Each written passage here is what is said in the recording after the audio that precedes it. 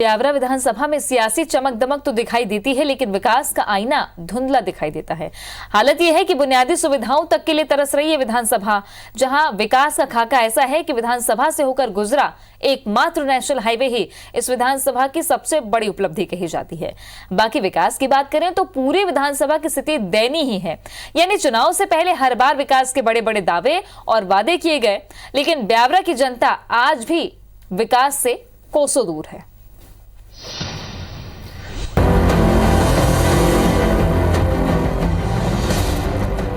उपचुनाव की तारीखों का ऐलान होने से पहले ही मध्य प्रदेश की बाकी सीटों पर उपचुनाव का रंग देखने को मिलने लगा था, लेकिन चुनाव की तारीख तय होने के बाद भी ब्यावरा में चुनावी रंग देखने को नहीं मिल रहा है। कारण है, चुनाव लड़ने वाले नेताओं से लेकर राजनीतिक दलों को पता है कि ब्यावरा में दिखावे से कुछ नहीं होने वाला।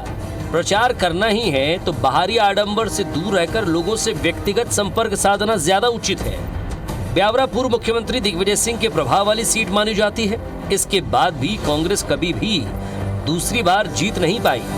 अगर बात करें ब्यावरा विधानसभा में मुद्दों की, तो क्षेत्र में बुनियादी सुविधाओं का अभाव, पेयजल संकट से भी जूझ रहे हैं लोग, गर्मियों में बूंद बूंद पानी के लिए संघर्ष, सिंचाई के पर्याप्त साधन नहीं, शिक्षा और स्वास्थ्य सुविधाएं बदहाल, कॉलेज में भी स्टाफ और संसाधनों की कमी, उच्च शिक्षा के लिए बड़े शहर जाने को छात्र मजबूर, स्वास्थ्य सुविधाएं भी बदहाल, अस्पतालों में डॉक्टर और संसाधनों की कमी, बेरोजगारी भी एक बड़ी समस्या है, उद्योग धंधों की कमी के चलते बढ़ता पलायन और अजनार नदी में प्रदूषण का बढ़ना। फैक्ट्री आना चाहिए, बाहर से बड़े बड़े डैम बने हुए हैं, फैक्ट्री आना चाहिए, जब भी यहाँ के रोजगार से जुड़ेंगे नौयुवक।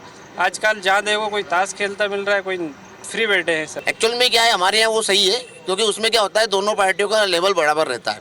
तो एक्चुअल में क्या है, ब्यावरा शहर के हिसाब से अगर देखा जाए तो यहाँ जितने भी काम हुए हैं, जो भी हुए हैं, जो अच्छे कैंडिडेट वाली बात अलग हो गई, लेकिन जो भी काम हुए हैं वो इसीलिए होते हैं क्योंकि हमारे चेंज होता रहता है। सुविधाओं पे जो आश्वस्त करेगा पब्लिक को कि हाँ मैं ये समस्याओं को समाधान अंतिम चरण तक कराऊंगा, उसको ध्यान में रख के हम अपना मतदान करेंगे। जनता तो विकास चाहती है और विकास के साथ खड़ी रहेगी और अच्छा कैंडिडेट को चुनना चाहेगी जनता। चुनाव आने पर इन्हीं मुद्दों को विपक्षी दल जोर शोर से उठाते हैं और इसका विपक्ष को भी लाभ मिलता है।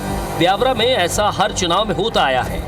यही कारण है कि चुनाव में वर्तमान विधायक या फिर वर्तमान विधायक का टिकट काटने के बाद भी उस पार्टी को मुंह की खानी पड़ी है और हर बार जीत दूसरे दल की ही हुई है।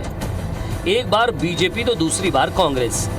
ब्यावरा विधानसभा की चुनाव की परंपरा बन गई है और चुनाव के दौरान विपक्षी दल बकायदा लोगों को ये परंपरा याद भी दिलाते हैं। लेकिन चुनावी माहौल है तो दोनों प्रमुख दल बीजेपी और कांग्रेस अब दावा कर रहे हैं कि इस बार जीत उनकी पार्टी की ही होगी। लेकिन बीच में 14 महीना कांग्रेस की सरकार फंस गई।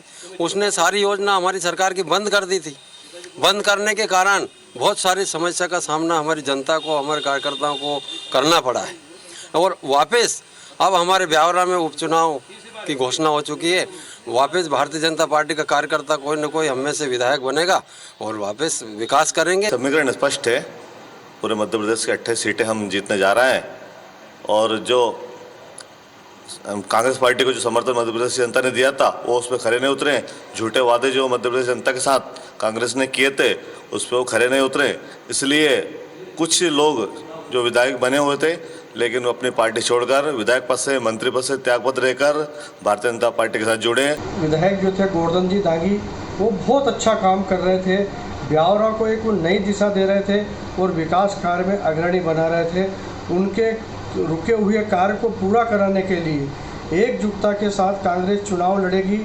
प्रत्याशी चाहे कोई भी हो, चाहे कोई भी हो, हमारा चुनाव चिन्ह हाथ का पंजा लेकर हम मतदाताओं के पास जाएंगे और जो कमलनाथ जी की सरकार में 15 महीने के अंदर जो कामकाज हुआ उसका हम लोगों को बताएंगे।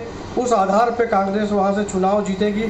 ब्यावरा में जाति समीकरण की बात करें तो यहाँ दांगी, सोंधिया, गुर्जर और यादव जाति के वोटर्स चुनाव में निर्णायक भूमिका में आते हैं। वहीं ब्राह्मण, राजपूत और वैश्य समाज के मतदाता भी अच्छी संख्या में हैं। ब्यावरा में अब तक का विकास का खाका इस तरह का रहा है कि इस बार फिर सीट फतह करने की तैयारियों में जुटे दोनों प्रमुख दलों के पास कोई ठोस मुद्दा नहीं बचा है जिसके आधार पर वो लोगों से डंके की चोट पर वोट मांग सके।